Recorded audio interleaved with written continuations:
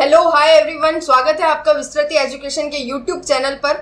आज के इस वीडियो में हम लाइब्रेरी साइंस की सेकंड यूनिट के एमसीक्यू क्वेश्चन सॉल्व करेंगे।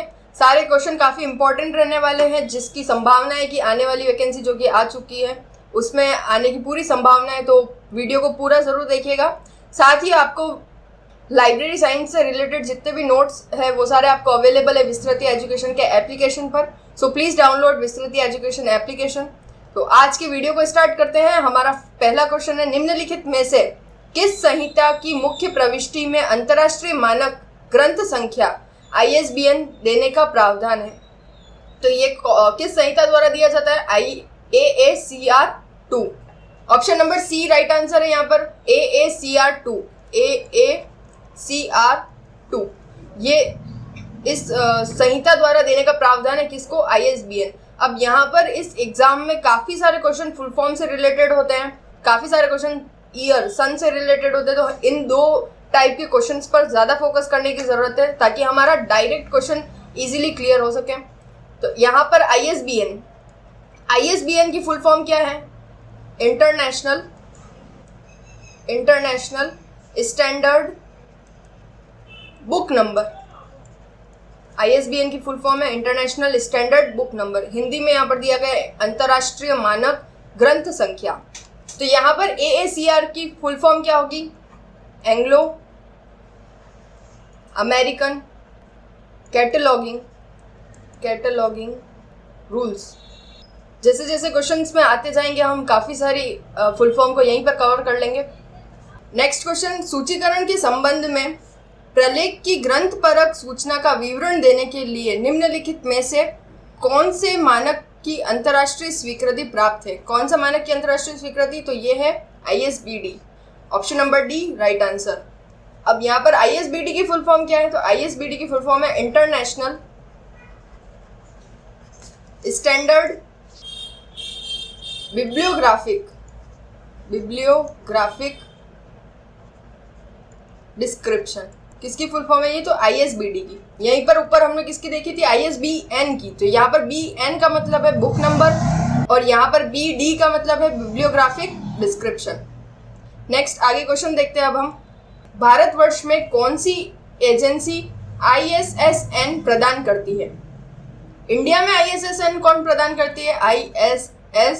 इसका फुल फॉर्म क्या है? वही इंटरनेशनल स्टैंडर्ड। IS का तो मतलब वही होगा, S का मतलब होगा सीरियल और N का मतलब होगा नंबर, सीरियल नंबर।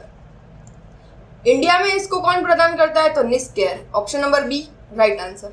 नेक्स्ट, अब यहाँ पर वापस वही क्वेश्चन आया कि फुल फॉर्म पूछी है और सबकी फुल फॉर्म हमें अच्छे से याद करनी है क्योंकि एक ना एक क्वेश्चन तो आता ही आता है। यहाँ पर क्या लिख रखा है? ISBN। अभी हमने ऊपर पढ़ी है। ISBN की फुल फॉर्म क्या है? International standard book number. Option number A right answer, standard book number. यहाँ पर ये ऑप्शन भी इंटरनेशनल स्टैंडर्ड बुक नंबर है, तो ये क्वेश्चन में दो ऑप्शन है तो क्वेश्चन गलत है। बाकी कई बार माइंड को डाइवर्ट करने के लिए या कंफ्यूज करने के लिए स्टैंडर्ड की जगह स्टैंडर्ड्स दे देते हैं, स्टैंडर्ड्स। तो यहाँ पर स्टैंडर्ड्स होता तो ये ऑप्शन वैसे ही गलत हो जाता, लेकिन यहाँ पर स्टैंडर्ड और इस ऑप्शन में भी स्टैंडर्ड है, तो दो ऑप्शन एक जैसे, तो क्वेश्चन गलत है। नेक्स्ट आगे देखते हैं। आधुनिक समय में ISBN कितने अंकों का होता है? वर्तमान में ISBN कितने अंकों का है? 13 अंकों का। पहले कितने अंकों का था ISBN? 10 अंकों का था। और 10 अंकों का कब तक था? 1 जनवरी 2007 तक। 2007 के बाद से ISBN कितने अंकों का हो गया? 13 अंकों का हो गया। नेक्स्ट आगे क्वेश्चन देखते हैं अब हम।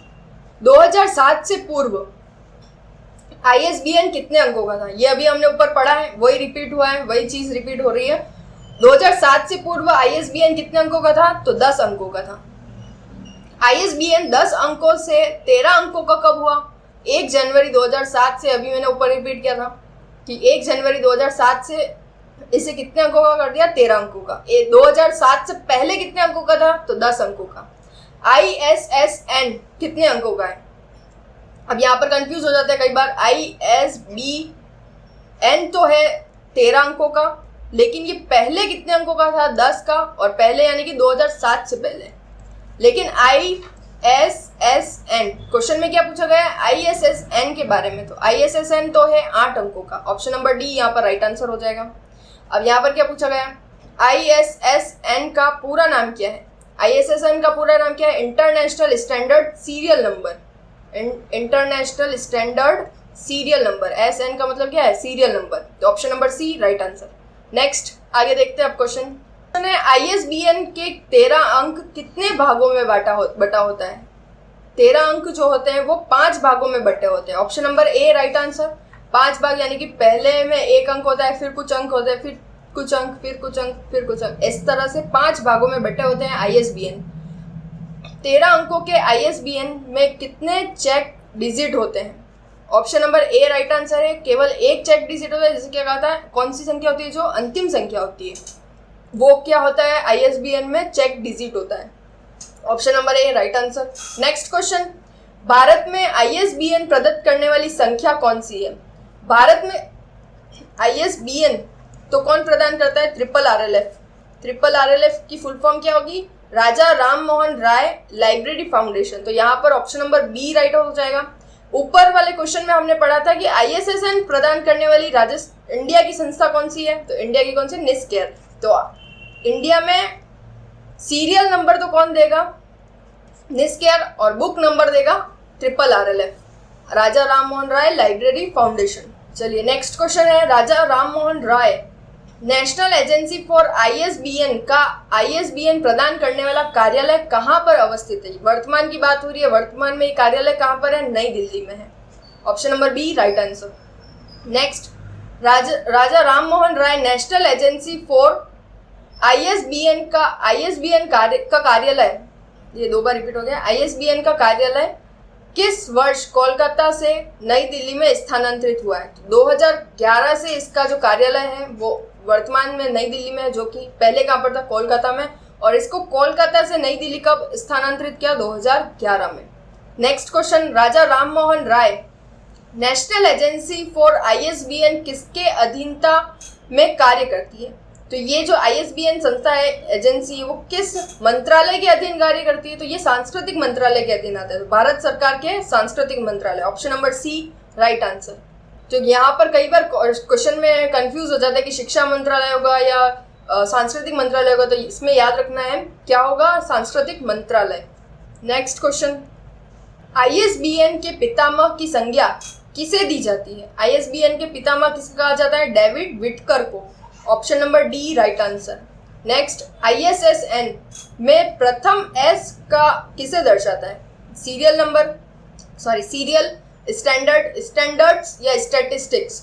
तो अभी हमने ऊपर कई बार इसकी फुल फॉर्म पढ़ ली है, तो अब तक याद हो जाना चाहिए कि जो फर्स्ट S है इसका मतलब क्या होता है? स्टैंडर्ड, नॉट स्टैंडर्ड्स, ये नहीं होगा। राइट आंसर क्या होगा? Option number B. Full form क्या है? अभी हमने ऊपर देखी थी, international standard serial number.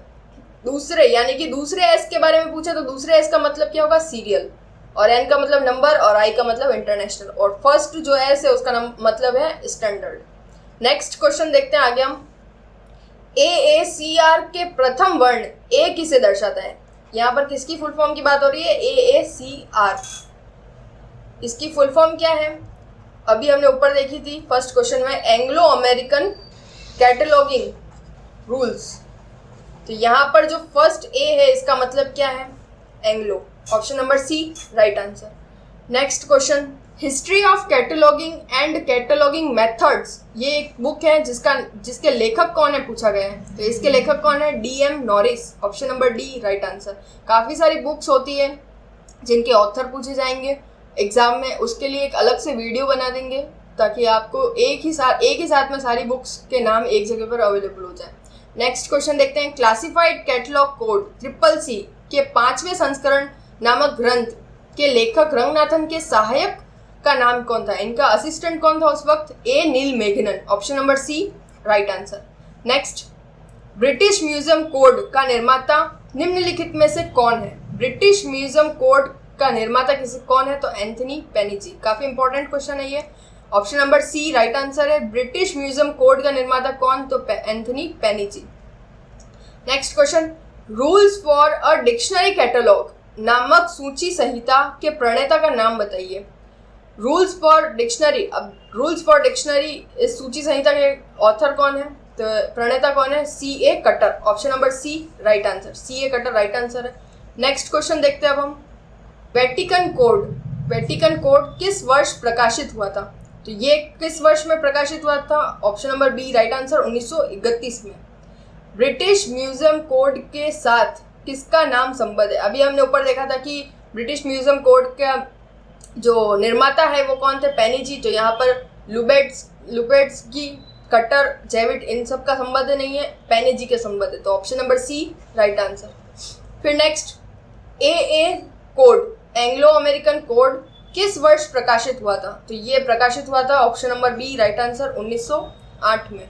Anthony पेनिजी का नाम निम्नलिखित में से किससे के साथ संबद्ध किया जाता है, classified catalogue code, AA code, rules for dictionary catalogue या ब्रिटिश म्यूजियम कोड। अभी हमने ऊपर पढ़ा, ये क्वेश्चन कितनी बार रिपीट हो चुका है, इसलिए बहुत इंपॉर्टेंट है कि पेनिजी का संबंध किससे है, अच्छे से याद कर लो आप कि ब्रिटिश म्यूजियम कोड। नींद में भी कोई उठा के पूछे तो हमें याद रहना चाहिए कि पेनिजी का संबंध British Museum code, option number D right answer.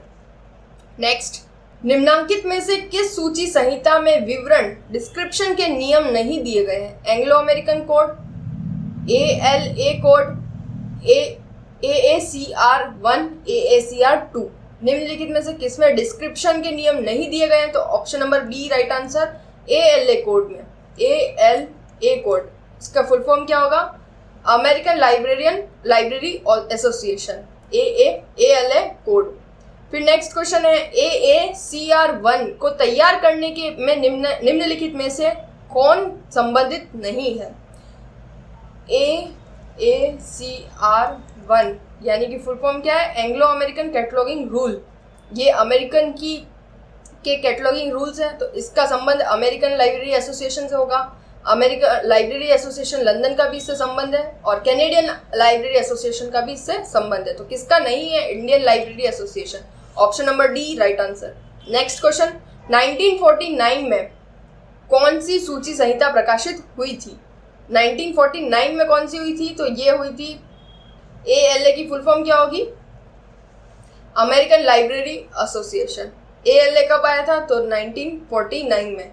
और AAC पूछा तो AAC कब आया था, 1908। नेक्स्ट क्वेश्चन, रंगनाथन कृत CCC फुल फॉर्म क्या होगी, क्लासिफाइड कैटलॉग कोड के अब तक कितने संस्करण प्रकाशित हो चुके हैं, तो अब तक इसके 5 संस्करण आ चुके हैं, option number B right answer होगा। नेक्स्ट, क्लासिफाइड कैटलॉग कोड क्या है, ये क्या है, तो ये भारत की प्रथम सूची संहिता है, प्रथम भारतीय सूची संहिता, option number D right answer. Next question देखते हैं, कौन सा राष्ट्रीय ग्रंथालय AACR 1 में से संबद्ध है, तो ये किससे संबद्ध है, AACR 1 ये संबद्ध है लाइब्रेरी ऑफ कांग्रेस, ये नेशनल लाइब्रेरी है अमेरिका की, इस कौन सी, तो लाइब्रेरी ऑफ कांग्रेस, और इसका संबंध किससे, AACR 1 का संबंध लाइब्रेरी ऑफ कांग्रेस से, option number C right answer. Next, AACR 1 का प्रकाशन कब हुआ, तो इसका प्रकाशन होता है कब, 1967 में, option number C right answer. Next question, AACR 2 का प्रकाशन कब हुआ, AACR 1 का तो प्रकाशन होता है 1967 में, लेकिन इसका 11 वर्षों के बाद होता है कब, 1978 में, option number C right answer. Next, सूचीकरण सिद्धांतों पर अंतर्राष्ट्रीय सम्मेलन 1961 में कहाँ पर संपन्न हुआ था, international conference on cataloguing principles, जो कि 1961 में हुआ था, कहाँ पर हुआ था, तो ये पेरिस में होता है, option number B right answer. Next question यहाँ पर थोड़ा सा आधा ही प्रिंट आउट आएगा आपके स्क्रीन पर, और इसका ये क्वेश्चन मैं रिपीट कर देती हूँ कि जो अभी हमने पढ़ा था, international conference on cataloguing principle ICCP, जो कि 1961 में होता है, और कहाँ पर होता है, ऊपर हमने देखा था पेरिस में होता है, किसके तत्वावधान में संपन्न हुआ था, तो ये इफ्ला के तत्वावधान में, option number D right answer, IFLA. Next question, सूचीकरण सिद्धांतों पर अंतर्राष्ट्रीय सम्मेलन पेरिस में किस वर्ष में संपन्न हुआ था, 1961 में, अभी हमने पढ़ा है, option number C right answer. Next, निम्नलिखित में से कौन सी सूचीकरण संहिता ICCP पर आधारित है, ICCP मतलब ये रहा फुल फॉर्म इसका, international conference on cataloguing principle, जो कब हुआ था, 1961 में, कहाँ पर हुआ था? पेरिस में। और किसके तत्वावधान में संपन्न हुआ था? तो इफ्ला के तत्वावधान में। और इसका राइट आंसर क्या होगा? AACR 1 पर आधारित है। Option number D right answer. Next, निम्नलिखित में से किस ग्रंथ में SR रंगनाथन ने 5 सूची संहिताओं का तुलनात्मक अध्ययन प्रस्तुत किया है? रंगनाथन द्वारा 5 सूची संहिताओं का अध्ययन कहाँ पर प्रस्तुत, किसमें? तो हेडिंग्स एंड कैनन में। इनका ग्रंथ हेडिंग्स एंड कैनन में किया गया है। Option number B right answer. Next, Ranganathan कृत कैटलॉगिंग प्रैक्टिस नामक ग्रंथ का प्रकाशन किस वर्ष में हुआ है? कैटलॉगिंग प्रैक्टिस ग्रंथ का प्रकाशन हुआ है 1974 में। Option number C right answer. Next question अब हम देखते हैं, निम्नलिखित में से कौन से सूची संहिता विषय सूची का उदाहरण है? तो किसमें है, कौन सा विषय सूची संहिता का उदाहरण है? तो ये है CC, triple C। Option number C right answer. सूचीकरण के साइन्य लोको का अर्थ क्या होता है? साइन्य लोको का मतलब क्या होता है? प्रकाशक रहित। Option number B right answer. प्रकाशक यानी कि पब्लिशर्स के बिना, जो उसका अर्थ क्या होता है? साइन्य लोको। नेक्स्ट क्वेश्चन, AACR 2 के किसके द्वारा बदला गया है? AACR 2 को किसके द्वारा बदला गया है? तो इसे RDA द्वारा बदला गया। Option number C right answer. Next question, किस सूची संहिता द्वारा सूची के 3 स्तरों को प्रस्तावित किया गया है? AACR 2 द्वारा। AACR 2 द्वारा। Option number C right answer. Next question है CCC, ट्रिपल C के अनुसार ग्रंथ की मुख्य प्रविष्टि के 6 अनुच्छेद होते हैं। इसके द्वितीय अनुच्छेद का नाम क्या होता है? इसके द्वितीय अनुच्छेद का नाम क्या है? Heading section. Option number C right answer. 6 अनुच्छेदों के नाम हमें याद होने चाहिए। नेक्स्ट क्वेश्चन देखते हैं, ALA rules for filing cataloguing cards के प्रथम संस्करण का प्रकाशन कब हुआ था? तो इसका संस्करण का प्रकाशन होता है 1942 में। Option number B right answer. तो आज की वीडियो में बस इतना ही। सेकंड यूनिट के ये सारे क्वेश्चंस हमारे कंप्लीट होते हैं। 2 वीडियोस में कंप्लीट हुए हैं। 55 क्वेश्चन पहले वाले वीडियो में थे, बाकी के जो क्वेश्चंस है वो हमने सेकंड वीडियो में कवर किए हैं। और नेक्स्ट वीडियो में हम आगे की थर्ड यूनिट के MCQs करेंगे। आगे इन सारे क्वेश्चंस की PDF आपको अवेलेबल है विस्तृति एजुकेशन के एप्लीकेशन पर। So please download Vistriti education के एप्लीकेशन पर को डाउनलोड कीजिए। और आज की वीडियो में बस इतना ही। If you like this video, do like, share and subscribe our channel Vistriti education, and thanks for watching our video.